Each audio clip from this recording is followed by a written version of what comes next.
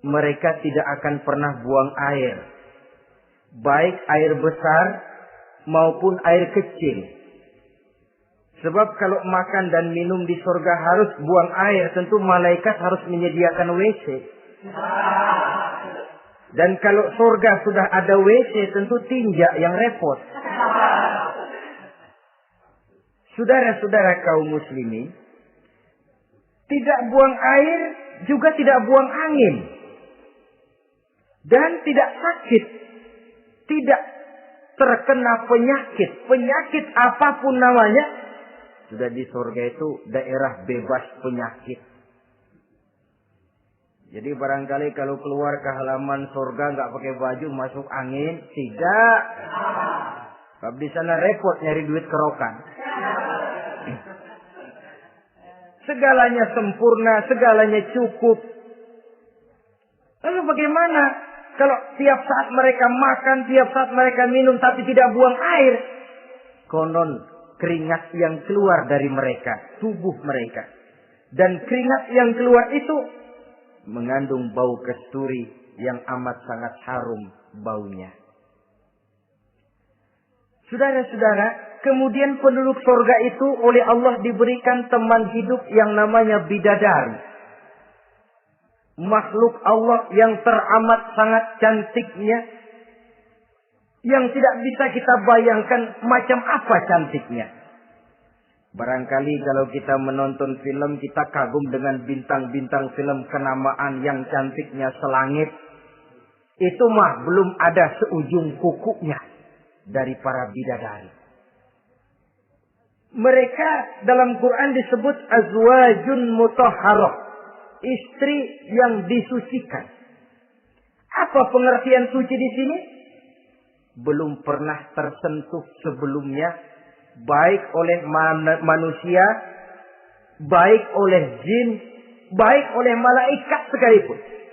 Jadi memang orisinil, build up dari sononya belum kepake. Khusus untuk manusia yang masuk surga. Belum pernah kepegang sama manusia. Jangankan manusia, jin dan malaikat saja belum pernah megang. Lahirkan di dunia sekarang ini, kita mau cari barang orisinil sudah repot. Ya mujurlah kalau saudara menemukan seorang gadis yang orisinil paten, masih build up. Barangkali mujur, tapi umumnya terutama di kota-kota besar, ya sudah kita dapat second hand juga masih lumayan. Kalau tidak rongsok-rongsok bener mah. Ini kadang-kadang sudahlah second hand, kondisinya juga 30%. Udah mesti nyervis melulu kita. Saudara-saudara, azwajun mutahharah, belum pernah tersentuh oleh siapapun. Lalu makna tahara ini, mereka selalu suci. Tidak pernah baik menstruasi atau mencret. Tidak pernah.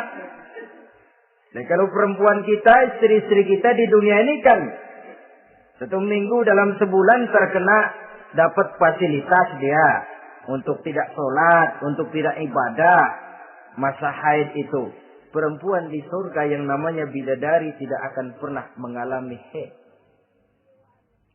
Lalu apalagi keistimewaannya? Selalu perawan. Tidak pernah janda. Walaupun tiap hari dipakai, habis dipakai perawan lagi. Saudara-saudara yang saya hormati, itu diperuntukkan untuk penduduk-penduduk surga. Nah itu laki-laki itu. Iya, kalau perempuan bagaimana? Satu riwayat menjelaskan mereka akan menjadi ratu di surga. Dengan segala kenikmatan yang juga tidak pernah mereka bayangkan sebelumnya. Riwayat lain menjelaskan bahwa mereka juga akan berkumpul dengan suami, istri, dan anak-anaknya. Jikalau mereka memang orang-orang soleh. Ada juga riwayat lemah menjelaskan bahwa mereka akan mendapat bidadara istilahnya. Saudara-saudara kaum muslimin rahimakumullah. Pendeknya surga dan seluruh kenikmatan yang ada di dalamnya tidak pernah mata melihat, belum pernah telinga mendengar, belum pernah terdetik dalam hati manusia. Oh, di surga begini kali ya. Berbeda dengan itu. Oh, bidadari begini kali ya. Kalau masih begini kali ya, masih bisa dibayangin. Ini sudah nggak bisa dibayangin. Jadi nggak usah begini ya begitu ya. Saudara-saudara, apabila orang sudah masuk ke dalam surga, bertemu dengan sesama teman waktu di dunia, surah At-Tur menjelaskan ayat 25-26, wa aqbala ba'dhum 'ala ba'di yatasaalun qalu inna kunna qablu fi ahlina musyrikin famanna Allahu 'alaina wa waqana 'adzabas samum. Apabila mereka telah masuk ke dalam surga, sebagian yang lain berkunjung kepada sebagian yang lain. Cara kita belah sono, ini teman kita dulu waktu dunia, yuk samperin yuk. Ba'duhum ala ba'di yatasaalun, saling tanya menanya. Kalau istilah kita, sampai juga kemari? Iya. Saya waktu di dunia dulu sebenarnya sudah khawatir takut mendapat azabnya Allah, tapi Allah memberikan karunia kepada saya diselamatkan dari azab, dari mara bahaya neraka, sampailah saya ke dalam surga ini. Alhamdulillah. Bagaimana kabarnya ente? Alhamdulillah saya juga sampai ke surga ini. Si fulan bagaimana? Nyangkut kali dia mah di neraka. Yatasaalun, saling tanya menanya hal ihwal dan keadaan mereka. Tapi satu hal yang jelas, saudara-saudara, di surga nanti itu tidak ada perkataan yang sia-sia, tidak ada ucapan kotor, tidak ada omongan keji, dan tidak ada omongan kosong. Tidak ada omongan yang sia-sia, ucapan-ucapan yang kotor, mencaci maki, itu tidak ada. Karena sifat marah pun tidak ada dalam surga. Kalau di sini kadang-kadang sedikit marah sudah semrawut, kata-kata kita sudah out of control. Di sana tidak ada kata-kata kosong yang tidak ada manfaat dan tidak ada gunanya. Saudara-saudara kaum muslimin rahimakumullah. Kemudian yang terakhir, kita akan membicarakan apa saja nama-nama surga itu dan siapa calon orang-orang yang masuk ke dalamnya. Pertama, yang dinamakan Jannatul Firdaus atau surga Firdaus. Surga Firdaus ini oleh Allah Subhanahu wa taala disediakan untuk orang yang dijelaskan dalam surah Al-Mu'minun ayat 1 sampai dengan 11. Qad aflahal mu'minun. Beruntunglah orang-orang yang beriman. Jadi kalau saudara ingin dapat kapling di tempat yang namanya Firdaus, itu boleh pesan mulai sekarang. Nafas masih ada, Allah masih memberikan kesempatan untuk hidup, pesan tempat dari sekarang. Apa harga karcisnya? Pertama, qad aflahal mu'minun, harus beriman. Ini syarat mutlak. Tidak beriman, nggak usah minta karcis. Minggir. Ini karcis pertama harus untuk orang yang beriman. Setelah itu yang kedua apa? Allazina hum fi salatihim khashi'un. Mereka yang khusyuk di dalam salatnya. Jadi untuk mendapat tiket ke surga Firdaus itu setelah beriman khusyuk di dalam salat. Artinya khusyuk tarkul ghair li ajlil amal. Meninggalkan yang lain dan hanya memfokuskan diri kepada satu pekerjaan yang sedang dihadapi. Kalau kita makan sambil ngobrol, itu namanya makannya nggak khusyuk. Sebab ada sambil ngobrolnya. Nah, sholat yang khusyuk, sholat yang di dalamnya tidak berisi yang lain kecuali sholat itu. Meninggalkan yang lain dan hanya memfokuskan diri saja, untuk melaksanakan suatu amalan. Dan sholat khusyuk itu berat. Kadang-kadang waktu mau sholat kita nggak ingat apa-apa. Begitu sudah masuk takbir yang kita lupa malah kita ingat. Itu kurang ajarnya iblis. Mau sholat nyari dompet nggak ketemu, begitu takbir. Aduh, dompet di atas meja. Ini kalau sembahyang lama-lama digerataki orang nanti nih. Mulai kocar kacir sholat kita. Makanya kata Imam Nawawi, sudah dinamakan khusyuk untuk tingkatan orang awam. Kalau pada waktu takbir dia ingat Allah. Begitu aja dulu dah tingkatan orang awam itu. Sebab yang namanya khusyuk itu hudurul qalbi wa sukunul jawarih. Hatinya ikut sholat, anggota badannya tenang tentram di waktu sholat. Khusyuk. Kalau waktu sholat garuk sono, garuk sini, kaki ketekas, ketekus. Sudah anggota badannya nggak khusyuk. Atau anggota badannya tenang tentram, nggak gerak-gerak, cuma hatinya ngayap kemana-mana. Badannya di musola, hatinya di pasar. Itu juga nggak khusyuk. Dan itu berat. Karena itu, ini syarat kedua untuk mendapat tiket ke Firdaus. Imam Ali saja pernah dites oleh Rasul. Ya Ali, saya ya Rasul, kalau kau bisa sembahyang khusyuk, aku boleh kasih kau serban. Kamu boleh pilih yang hijau atau yang putih nanti. Baik ya Rasul, sembahyang beliau 2 rakaat. Selesai salam ditanya, yang mana sorbannya Li? Kata Imam Ali, yang hijau ya Rasul. Belum nengok, udah yang hijau ya Rasul. Kata Nabi, kalau begitu ente nggak khusyuk Li. Kenapa? Mungkin tadi waktu sujud mikirin, ntar kalau gua ditawarin milih yang hijau aja dah. Belum nengok sudah menjawab. Saudara-saudara, yang ketiga, wallazina hum 'anil lagwi mu'ridun. Orang-orang yang menghindarkan diri dari ucapan dan perbuatan yang sia-sia, yang tidak ada gunanya. Ini tiket yang syarat yang ketiga untuk mendapat tiket ke Firdaus itu. Menghindarkan diri baik dari ucapan ataupun perbuatan yang sia-sia, yang tidak ada nilainya, baik dalam pandangan manusia, lebih-lebih lagi dalam pandangan Allah. Yang keempat, wallazina hum lizzakati fa'ilun. Mereka yang aktif membayar zakat. Kemudian yang kelima, wallazina hum lifurujihim hafizun illa ala azwajihim aw ma malakat aymanuhum fa innahum ghairu malumin. Orang-orang yang memelihara kehormatan dirinya kecuali kepada istrinya atau kepada budak sahayanya. Pandai mengendalikan nafsu, tidak terperosok memperturutkan syahwatnya. Yang keenam, wallazina hum li amanatihim wa ahdihim ra'un. Orang yang pandai menjaga amanah dan pandai menepati janji. Saudara-saudara, kalau janji ditepati, sebab janji adalah hutang. Yang ketujuh, wallazina hum ala shalawatihim yuhafizun.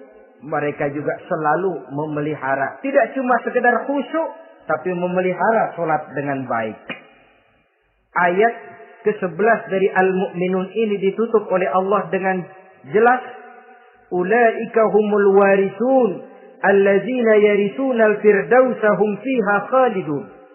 Mereka itulah para ahli waris yang akan menerima warisan berupa surga Firdaus dan mereka kekal di dalamnya. Kalau tadi sudah kita tangkap bahwa begitu besar kenikmatan yang ada di dalam surga, ternyata barang yang mahal memang tidak mudah untuk didapat. Saudara-saudara, inilah surga Firdaus. Adapun yang kedua, nama surga itu disebut dalam Quran Jannatu Adnin. Surga Aden. Untuk siapa mereka? Dalam surah Ar-Ra'd ayat 22 dan 23. Allah menjelaskan, wallazina sabaru ibtigha'a wajhi rabbihim wa aqamus shalah wa anfaqu mimma razaqnahum sirran wa alaniyah wa yadra'una bil hasanati sayyi'ata ulaika lahum uqbad dar jannatu adnin yadkhulunaha.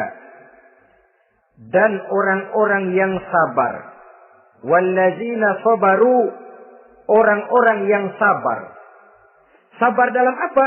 Ibtigha'a wajhi rabbihim, dalam menuntut keridhaan Allah.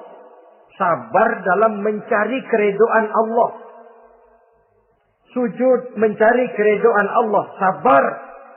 Puasa mencari keridhaan Allah, sabar. Melaksanakan segala macam ibadah untuk mencari keridhaan Allah, sabar.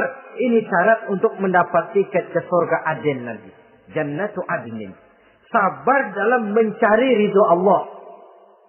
Apalagi di zaman sekarang katanya persaingan hidup makin tajam, lapangan kerja makin sulit, mental hipokrit makin merajalela, golongan munafik alias bunglon ada di mana-mana. Kalau nemplok di daun kuning, warnanya kuning, hingga di daun hijau dia jadi hijau, nempel di dahan coklat jadi coklat. Menjilat ke sana kemari. Bukan untuk mendapat ridho Allah kadang, tapi untuk mendapat ridho atasannya, mendapat restu atasannya. Ini kan realita dalam kehidupan. Saudara-saudara, mencari muka.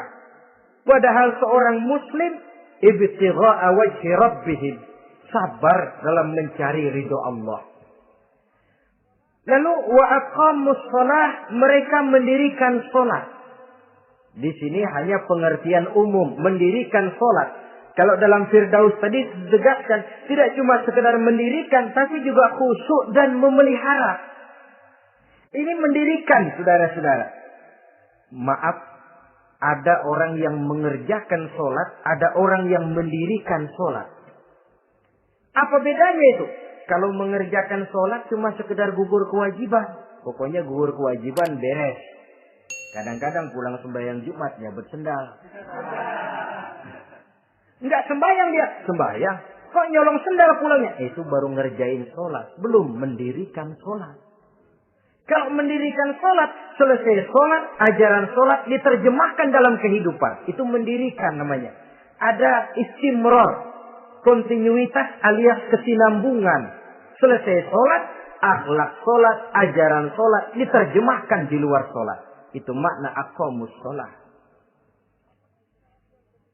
Apalagi syarat yang ketiga untuk mendapat tiket ke surga Aden ini. Wa anfaqu mimma razaqnahum sirran wa alaniyah. Menginfakkan, membelanjakan di jalan Allah rezeki yang diberikan kepada mereka, baik terang-terangan maupun sembunyi-sembunyi. Maka sedekah itu terang-terangan baik, sembunyi-sembunyi juga baik kalau niatnya ikhlas karena Allah. Terang-terangan baik. Kenapa? Untuk merangsang orang lain supaya berbuat seperti kita. Bukan untuk dipuji, bukan untuk mendapat ria. Saudara-saudara, saya yang miskin nyumbang 100.000, saudara berapa yang kaya? Ini boleh untuk merangsang orang lain. Tapi kalau untuk ria, itu tentu dilarang oleh agama. Terang-terangan boleh. Sembunyi juga boleh. Bahkan itu yang dianjurkan oleh Nabi. Tangan kiri tidak tahu apa yang diberikan oleh tangan kanannya. Saudara-saudara. Lalu yang keempat. وَيَدْرَؤُونَ بِالْحَسَنَةِ سَيِّئَةً. Mereka menolak kejahatan dengan kebaikan. Dia hanya tidak berteriak-teriak tentang kemiskinan. Tapi melakukan usaha bagaimana mengatasi kemiskinan. Dia tidak hanya berteriak dengan mengemukakan berbagai macam kemunkaran, tapi mengimbanginya dengan menanamkan segala macam kebajikan. Seperti sekarang ini tuh. Air saja kalau cuma dibendung tapi tidak disalurkan kan ngebludak, jebol bendungan.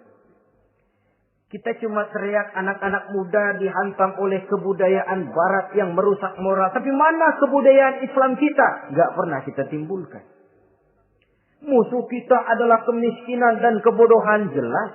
Tapi apa langkah ekonomi yang kita lakukan untuk mengatasi kemiskinan? Dan bagaimana upaya kita meningkatkan mutu pendidikan?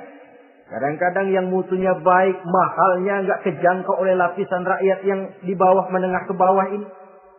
Itu yang jadi problem. Orang yang mendapat tiket ke surga Adnan ini, mereka menolak kejahatan dengan mengimbanginya, melakukan kebajikan. Tidak cuma teori, tidak cuma propaganda, tapi ada langkah konkret. Bahwa untuk membentengi kemaksiatan harus diperbanyak munkar. Untuk mengimbangi segala macam perbuatan durjana harus dikembangkan majelis taklim pesantren, menghidupkan akhlak Islamiyah dalam kehidupan sehari-hari. Wa yadra'una bil hasanati sayyi'ah. Orang semacam itulah yang akan mendapat tiket ke surga Aden atau Jannatu Adnin nanti. 2. Adapun surga yang ketiga dinamakan Jannatun Naim. Surga Naim. Naim mengandung arti penuh kenikmatan. Tiketnya sederhana saja. Al-Qalam ayat 34. Inna lil muttaqina inda rabbihim jannatu na'im. Sesungguhnya bagi orang-orang yang bertakwa kepada Allah, mereka akan mendapat balasan berupa jannatun na'im.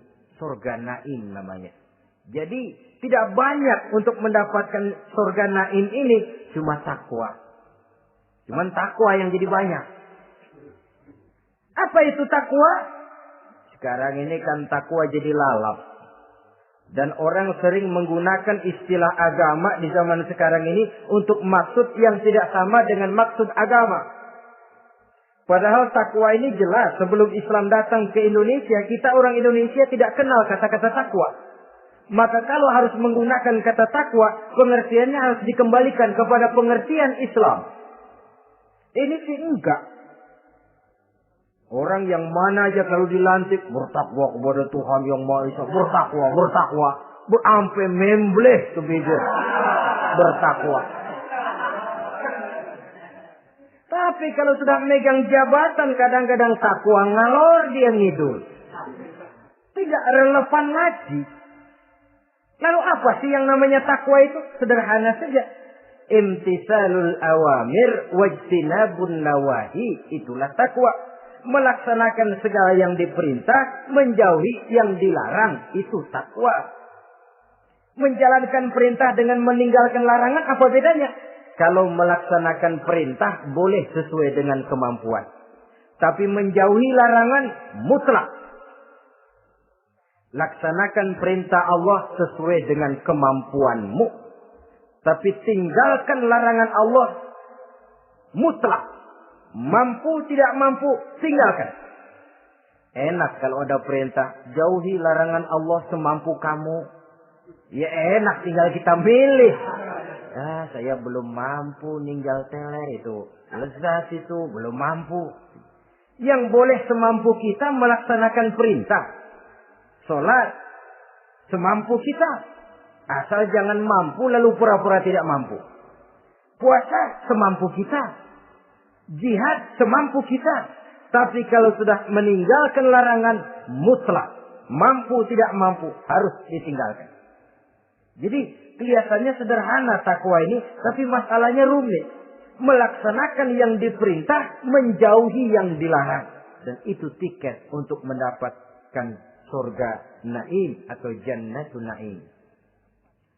Yang keempat, saudara-saudara, di antara nama surga itu ada yang disebut surga Ma'wa atau Jannatul Ma'wa.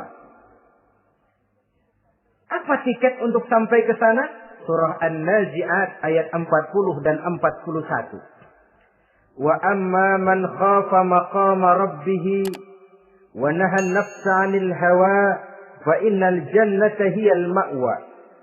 Sesungguhnya orang-orang yang takut kepada larangan Tuhannya, wa nahan nafsa 'anil hawa, dan sanggup mengendalikan nafsu, sanggup mengendalikan diri dari memperturutkan hawa nafsu, fa innal jannata hiyal ma'wa.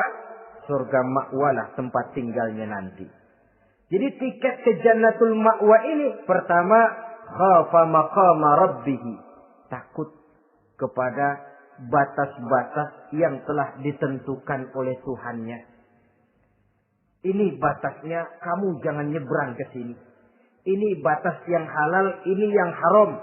Ini yang hak, ini yang batil. Ini yang ma'ruf, ini yang munkar. Orang yang ingin mendapat tiket ke ma'wa, dia takut batas-batas itu. Lalu sanggup mengendalikan diri, tidak sampai memperturutkan hawa nafsunya. Itu tiket ke surga ma'wa. Yang kelima dinamakan surga Darussalam atau Jannah Darussalam.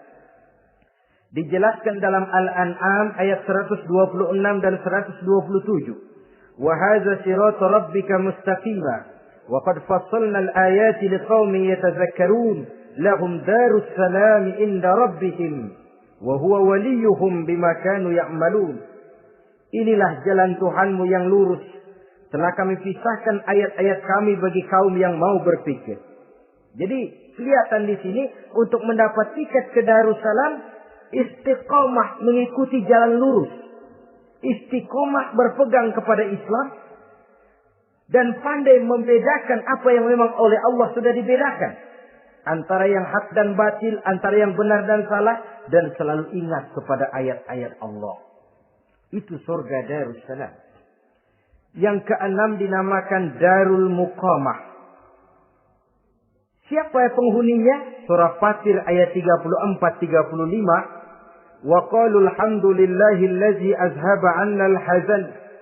Inna rabbana laghafurun syakur. Allazi ahallana darul muqamah min fadlihi. La yamassuna fiha nasabun wa la yamassuna fiha lughub. Yaitu orang-orang yang senantiasa bertahmid, memuji kebesaran Allah Subhanahu wa taala, mereka akan mendapatkan Darul Muqamah. Yang ketujuh dinamakan surga Maqamul Amin. Ini pun disediakan untuk orang yang bertakwa, seperti dalam Ad-Dukhan ayat 51, innal muttaqina fi maqamin amin. Dan yang terakhir yang kedelapan adalah surga khuldi atau Jannatul Khuldi.